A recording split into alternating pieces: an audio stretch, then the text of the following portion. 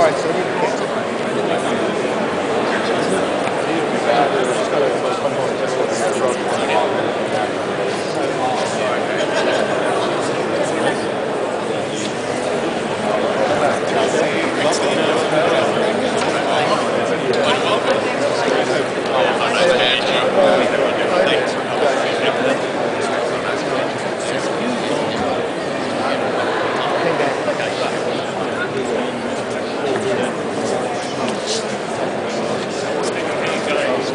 No, I'm happy to. We start yakking around about 8 or 10 minutes from now.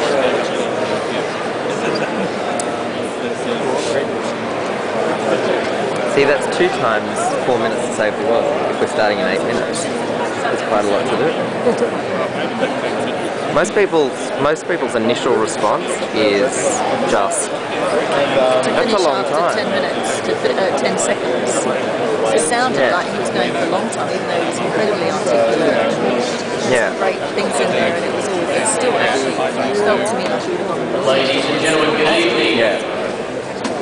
Thank you very much for your attendance this evening. My name is Jeffrey Sachs. I have my role here this evening to introduce someone who's going to introduce our keynote speaker. It is a crucial role when you're doing the introductory speech. Obviously, I can't pump up this next person too much for fear that they might overshadow the speaker. The speaker is still so many speakers away that you probably will have forgotten, but don't worry, we're going to have a great time.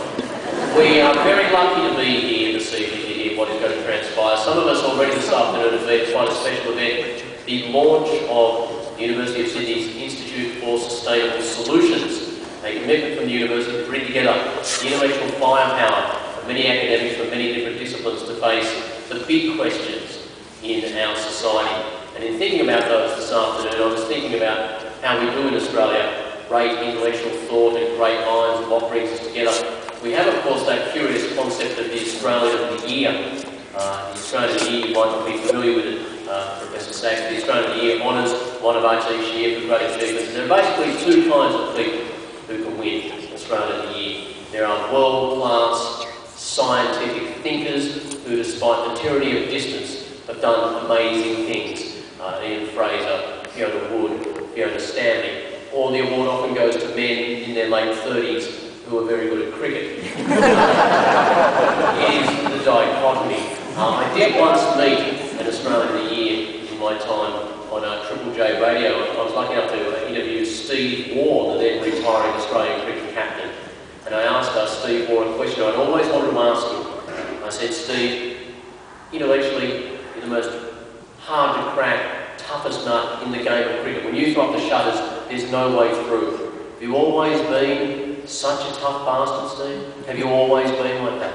And Steve Waugh was totally happy to take that question. He said, you know, growing up as I did, with 4 brothers playing cricket in the backyard, you had to look after yourself. You didn't stick up for yourself, you got trampled. I really started to get tough around the age of 12 or 13. And I had to ask this question to Steve Waugh. I said, okay, Steve, hypothetical situation. It's Christmas Day, you're playing some cricket in the backyard, you're batting, your mother's bowling. She tosses one up, Steve, and let's be honest, it's not a great delivery. You think, I'm going to hit this out of the suburb in which I live. And as the ball lands on that crusty backyard pitch, as it sometimes does, Steve, it hits the